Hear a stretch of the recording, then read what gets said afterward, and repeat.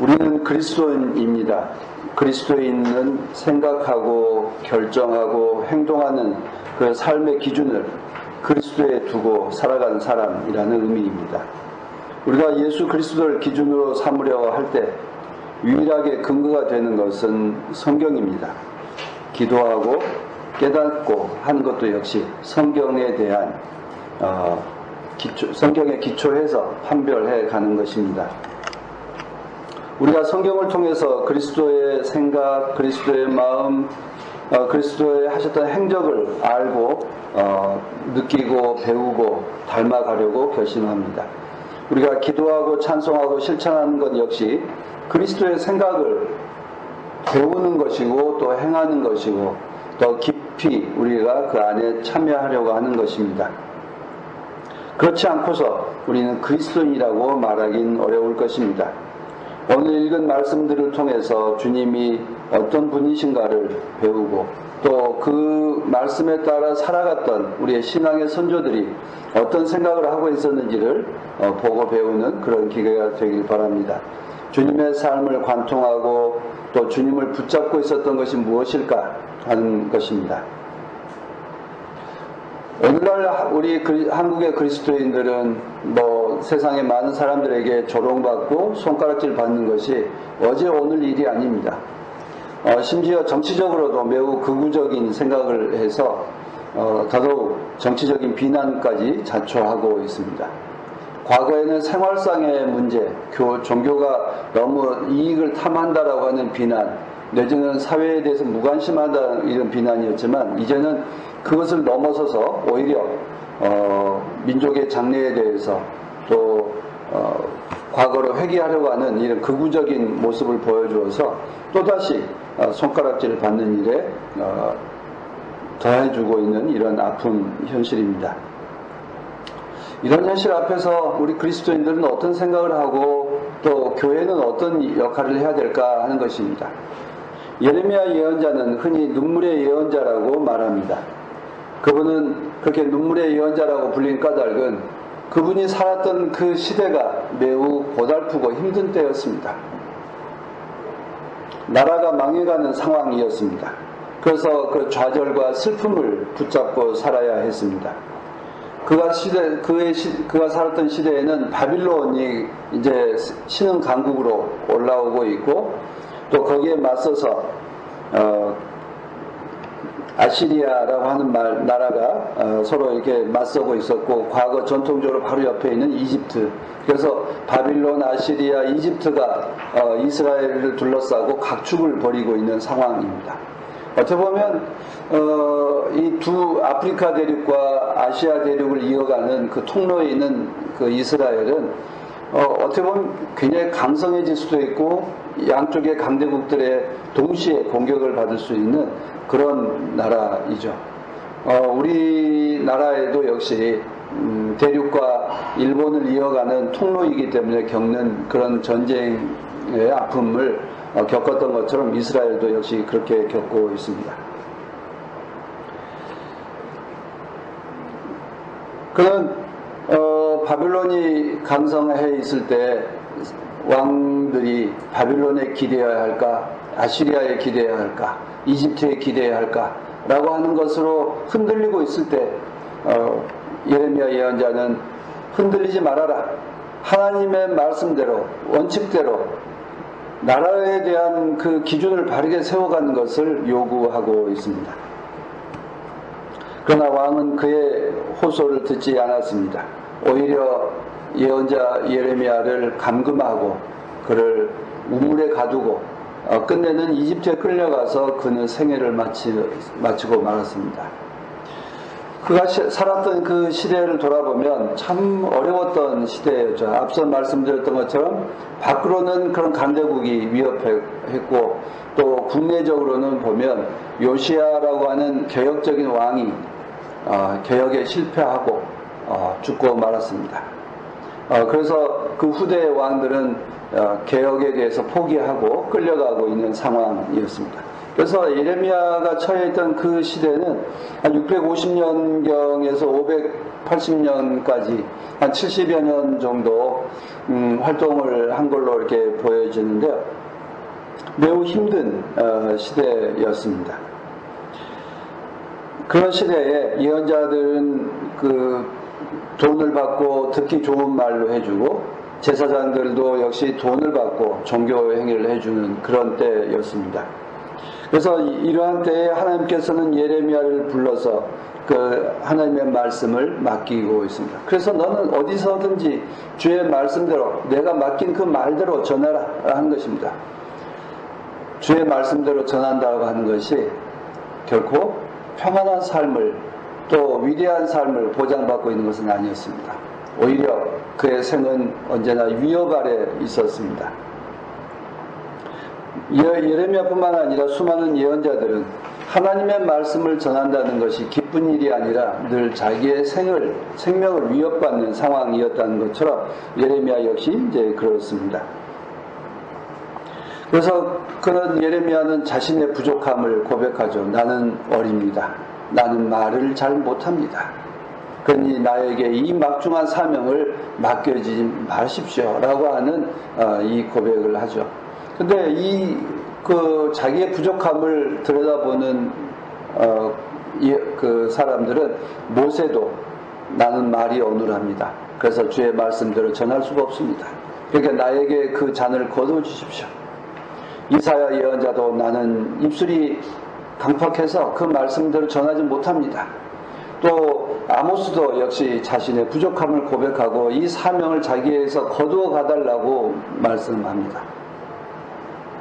아마 오늘 우리들에게도 주님께서 오셔서 내가 너를 나의 대언자로 세웠으니 세상에 나가서 내 말을 전해다오 라고 말을 한다면 우리도 역시 예레미야 예언자처럼 주님, 나는 능력이 부족한 사람입니다.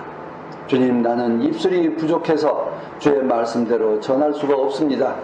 나는 용기가 부족해서 주의 말씀 그대로 전할 수가 없습니다.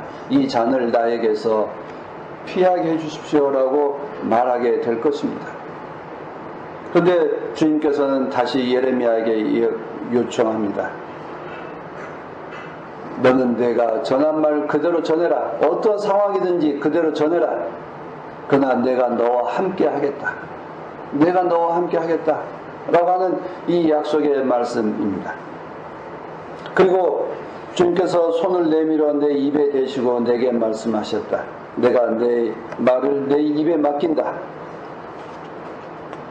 말이 부족하다고 하니까 주님께서 그 입술을 깨끗하게 하시고 입술에 그 말을 맡기신다고 하십니다. 그리고 그에게 능력을 주셨습니다. 10절 말씀을 한번 보실까요? 똑똑히 보아라. 오늘 내가 민족과 나라들 위에 너를 세우고 내가 그것들을 뽑으며 허물며 멸망시키며 파괴하며 세우며 심게 하겠다. 내가 너한테 정권을 주겠다라 하는 거 아니겠어요? 내가 기도하면 그대로 이루어질 것이다. 내가 저주하면 저주대로 될 것이다 라고 하는 말씀을 주님께서 하고 계십니다. 주님께서 근데 이거가 똑같은 말씀이 있죠. 신약에도 예수님께서 제자들을 보내실 때에 그렇게 말씀하시죠. 너희가 땅에서 매면 하늘에서도 매일 것이고 땅에서도 풀면 하늘에서도 풀릴 것이다. 내가 저주하면 저주도 그대로 될 것이다. 평화를 빌면 평화가 임하게 될 것이다 라고 하는 이 약속의 말씀을 제자들에게도 주셨던 것처럼 주님께서 하나님께서도 예레미야 예언자에게 그런 권능을 준다라고 말씀하십니다. 이 놀라운 능력을 왜 예레미야에게 주셨을까? 그리고 주님께서도 왜 제자들에게 또 오늘 우리들에게 그 권능을 주시면서 주의 말씀을 우리들에게 맡겨주실까 하는 것입니다. 하나님께서 예레미야를 비롯해 수많은 예언자들을 세상에 보내실 때에 어디에서든 누구 앞에서든 하나님의 말씀을 바르게 선포하라고 하는 사명을 주시고 또 내가 너와 함께 하겠다. 내가 하면 그대로 될 것이다 라고 하는 이 능력에 대한 약속의 말씀을 주십니다. 그런데 한국 교회가 이 말씀을 언제나 강조하죠. 여러분들이 세상에 나가서 또 여러분들이 하는 대로 하나님께서 여러분들에게 그런 능력을, 권능을 주셨습니다. 그러니 기도하십시오. 그러면 그대로 될 것입니다. 라고 이야기하는데 어디로 가요? 그러고 나서 여러분들에게 축복을 개인의 안일로 가고 맙니다. 주께서 예언자들을 보내시면서 능력을 주시는 것은 그 말씀을 듣기 싫어하는 사람들에게, 또 듣기를 거부하는 사람들에게, 또 듣고 탄압하려고 하는 사람들에게 가서 그 말대로 행하라, 전하라라고 하는 것입니다. 우리 개개인들의 어떤 안일함과 평안함을 위해서 권능을 주신 것이 아니라 주의 뜻을 행하도록 하기 위해서 그 권능을 주신다고 말씀하십니다. 근데 생각해 보면 우리도 예레미야처럼 저는 능력이 부족한 사람입니다. 저는 입술이 짧은 사람입니다.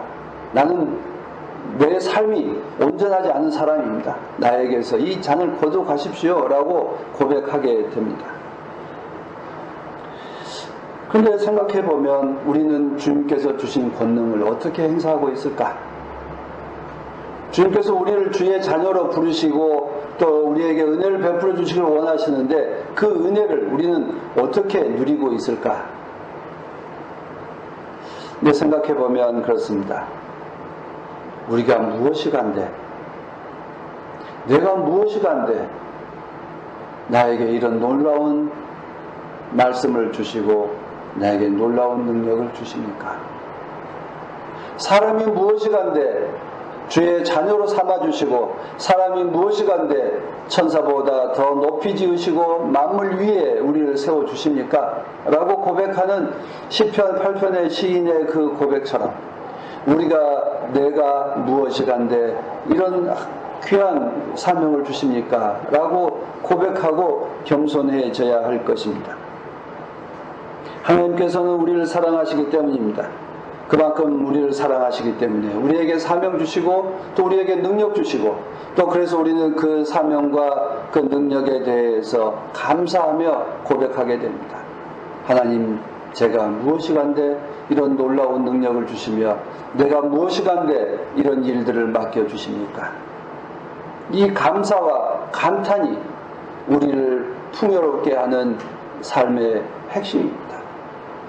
내가 무엇이 간데 이런 놀라운 은혜를 누리게 하십니까?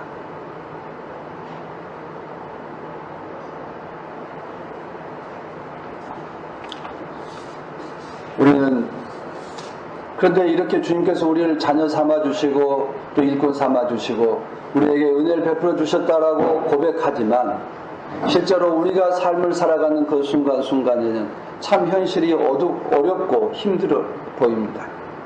우리가 살고 있는 곳에 나아가서 그 주의 말씀대로 행한다라는 것이 얼마나 두려운 일인가를 우리가 뼈저리게 느낍니다. 우리가 살고 있는 세상은 결코 시온산이 아니기 때문입니다. 우리는 힘들고 어려운 것입니다. 우리 히브리서에서는 모세가 시내산에서 주님의 말씀을 받았을 때 그 이야기와 우리가 장차 이르게 될 시온산에 대한 이야기를 우리들에게 대비시켜서 보여주고 있습니다. 모세가 시내산에서 주의 말씀을 받았을 때 얼마나 살벌했는지, 얼마나 두렵고 떨렸는지를 보여줍니다. 그리고 그 말씀대로 산다라고 하는 것이 얼마나 고통스러웠는지를 우리들에게 보여주고 있습니다. 하지만 그 말씀대로 살아가게 될 때 장차 임하게 될 곳은 시내산이 아니라 시온산이다. 하늘의 도성, 하늘의 예루살렘이다라고 우리들에게 보여주고 있습니다. 세상은 흔들리지만 우리의 삶은 흔들리지 않을 것이다라고 말합니다. 제가 언제나 한번 말씀드렸습니다만 여러분 혹시 그 일본에 가게 되면 지진 체험관이라고 하는 데가 있습니다. 한번 땅이 흔들린다, 건물이 흔들린다, 별거 아닌 것 같은데요. 우리 그 버스 타고 다니면 그런 거 있죠. 버스가 조용히 그냥 가면 아무 느낌이 없는데 버스가 흔들리거나 또 튀거나 그러면 흔히 멀미를 하죠. 그런데 또 비행기 타고 가다가 갑자기 비행기가 흔들리고 툭 꺼지면 완전히 버스에서 느끼는 멀미와 또 다르게 거의 공포 수준에 이르게 됩니다. 그러니까 우리의 삶의 기반이 우리가 발딛고 있는 그 땅이 그 버팀목이 흔들린다라고 하는 것이 푹 꺼진다라고 하는 것이 어떤 것인지를 느낄 수 있는 것이 바로 그런 때가 아닌가 싶습니다. 흔들리지 않는 그 나라에 우리를 임하게 하실 것이다. 하나님께서는 우리를 변하지 않는 세상, 흔들리지 않는 세상, 바르게 모든 것이 정리되어 있는 그 세상에 우리를 초대하고 있음을 우리들에게 전하고 있습니다. 히브리서는 예수 그리스도께서 우리에게 보여주시고자 하셨던 것은 세상에 엄하고 살벌하고 그런 신의 산이 아니라 하나님의 사랑이 꽃피어나는 시온산과 같은 곳, 아름다운 곳, 하나님의 그 하늘의 도성 예루살렘과 같은 곳이다 라고 하는 그 소망을 우리들에게 주십니다. 근데 생각해 보면 우리가 무엇이기에 우리에게 하나님의 자녀로 삼아주시고 능력 주시고 우리에게 삶의 목표와 비전을 또 우리들에게 삶의 온전한 가치가 무엇인지를 깨닫게 해주실까? 참 그 사랑이 놀랍고 신비할 뿐입니다. 오늘 누가복음에 나오는 그 이 치유 이야기는 우리가 잘 알고 있는 부분입니다. 이 환자는, 이 여인은 언제 어디서 어떻게 고침을 받았습니까? 안식일에 회당에서, 그리고 그저 주님의 은혜로 고침을 받았습니다. 그는 허리가 굽어 있어서 몸을 조금 더 펼 수 없었다라고 이렇게 되어 있는데요. 오늘 이 본문 말씀을 보면 보라 18년 동안 영에 사로잡혀 약해진 여인이 있다. 그는 몸이 구부러져 있고 전혀 곱게 펴지도 못한다 하는 것이 이 직역하면 이렇게 되어 있습니다. 보라 18년 동안 영에 사로잡혀 약해진 여인, 그는 몸이 구부러져 있고 전혀 곱게 펴지도 못한다. 허리가 구부러져서 곱게 펴지 못하는 그런 어떤 척추 어떤 협착증 내지는 디스크 뭐 여러 가지 현대병으로 이야기한다면 그렇게 될 가능성도 있습니다. 그런데 이 모습의 원인에 대해서 우리는 병이라고 이야기하지만 그 성서 말씀은 영에 사로잡혀서 이렇게 되어 있습니다. 어떤 영일까요?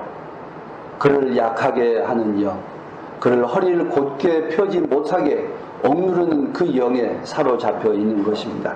그것이 성서는 언제나 악한 영이다, 더러운 영이다 이렇게 말하고 있습니다. 그런데 그 모습을 보면서 우리는 한번 상상해 봐야 됩니다. 진짜 신체적으로 그렇게 허리를 못 펴고 있는 사람일 수도 있고요. 또 하나는 어떤 거죠? 주눅 들어서, 잔뜩 주눅이 들어서 고개도 못 들고 허리도 못 펴는 그런 삶의 모습을 우리가 상상해 볼 수 있습니다. 당시 이스라엘은 로마 군대 또 그리스 군대, 페르시아 식민, 400년 동안 페르시아 식민지, 그리스의 식민지, 로마의 식민지로 살았던 사람들입니다. 그 사람들이 그렇게 길을 펴지 못하고 살았던 모습, 바로 그 모습을 식민지 백성들의 아픈 모습이기도 합니다. 그래서 주님께서는 그 길을 펴지 못하고 있는, 허리를 펴지 못하고 있는 그 여인을 고쳐주었습니다. 그리고 그 여인을 뭐라고 부르죠? 아브라함의 딸. 아브라함의 딸이라고. 부인 여자야, 허리가 여자야 너는 병에서 풀려났다 이렇게 이제 말씀을 하고 있습니다만, 여인아 부인 당신은 그 약함에서 풀려났습니다. 이 여자야라고 하는 말은 요한복음에 보면 예수님께서 자기 어머니를 부를 때 쓴 단어랑 같은 단어예요. 그런데 우리가 자꾸 한글 성경을 하면서요, 우리는 존댓말과 비칭어가 있잖아요. 그래서 여자야 이렇게 말했지만 외국어 흔히 영어에서는 없잖아요. 그 비칭이나 여기서는 부인 당신은 그 약하면서 풀려났습니다. 이런 뜻이다. 상대를 존중해서 번역하는 것이 아마 옳지 않겠나 싶습니다. 그런데 병이 치유되어서 놀라워하고 감사하고 하나님께 영광 돌리고 있는데 그 분위기를 싸하게 만든 사람이 있어요. 누구죠? 회당장이에요. 오늘 이야기하면 저 같은 목사가 분위기를 완전히 싸하게 만들죠. 요새 아이를 갑자기 분위기를 싸하게 했다. 여기서 뭐라 그러는 줄 아세요, 장로님? 뭘 주죠? 갑분싸라고 이야기합니다. 갑자기 분위기를 싸하게 했다라고 하는 건데, 갑분싸. 이 회당장이 그렇습니다. 이유가 뭐냐? 안식일에 병을 고치면 안 된다라고 하는 겁니다. 안식일에 할 일은 예배 드리는 일 이외에는 다른 거 하지 마라 이야기예요. 그런데 주님께서 다른 안식일에도 병을 고치면서 하신 말씀과 똑같처럼 이 회당장은 안식일 법에 대해서 아주 금과 옥조처럼 규칙대로 아주 그 거룩한 백성이 된다라고 하는 그 삶의 기준이 뭐냐면 안식일을 지키는 거였어요. 그 사람을 거룩한 백성이라고 하는 표가 안식일을 지키는 것이다 생각하고 있는 사람들입니다. 오늘날 한국의 그리스도인들이 내가 교회 다닙니다라는 표를 뭘로 삼아요? 요새 교회 다니십니까? 그러면 내가 교회 다녀요. 그러면 뭘 여러분들 자랑으로 해서 교회 다닌다고 말합니까? 성경 들고 다니는 거? 교회 집 앞 대문에 교회 문패 다는 거? 그런 것일까요? 한국에서 교인이라고 그러면 술 마시면 안 된다, 담배 피우면 안 된다. 요거 말고 교인이다라고 뭘 가지고 말해요? 실제로 우리가 교인이다라고, 그리스도인이다라고 이야기하는 그 기준이 뭐냐? 우리는 겨우 술 안 마시고 담배 안 피우는 것입니다. 당시 바리새인들은 안식일을 거룩하게 지키는 것이었어요. 그런데 예수님께서는 오셔서 안식일법 다 깨뜨려 버렸어요. 그럼 뭐가 남겠습니까? 하나님의 백성이다라고 하는 그 거룩한 백성이다라고 하는 기준이 뭐가 남겠어요? 갑자기 이 회당장은 황당한 겁니다. 그래서 안식일법을 지키라고 강요해요. 또 그의 한 말도 한편으로는 규칙에 보면 옳은 말이죠. 그런데 주님의 눈에는 맞지 않습니다. 뭐가 급하게 보였겠습니까? 이 회당장에게는 이 여인은 누구예요? 그저 병든 한 여성일 뿐입니다. 예수님의 눈에는 이 사람이 어떻게 보였습니까? 지금 하나님의 사랑이 필요한, 하나님의 자비가 필요한 한 고통받는 한 여인으로 보였습니다. 우리가 사람을 어떤 눈으로 보느냐 하는 것입니다. 안식일법을 어긴 사람이냐, 그저 병든 한 여자이냐가 아니라 하나님의 사랑이 필요한, 하나님의 자비가, 은총이 필요한 한 사람이냐에 대한 이야기입니다. 우리는 세상을 어떻게 보고 있습니까? 우리는 하나님께서 우리를 부르신 것은 하나님의 말씀대로, 하나님의 사랑대로, 하나님께서 우리에게 맡겨주신 소명대로 살아가라고 우리를 부르셨다고 하는 것입니다. 그리고 거기에 우리에게 능력 주시고 우리에게 믿음의 동료들 주셔서 서로 위로하고 살게 해 주셨습니다. 그런데 한편으로 돌아보면 도대체 내가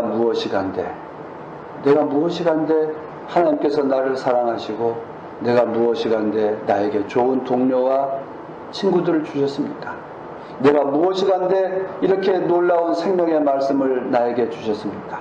내가 무엇이간데 나의 이렇게 놀라운 은혜를 베풀어 주셔서 정말 좋은 관계를, 세상을 살게 하셨습니까?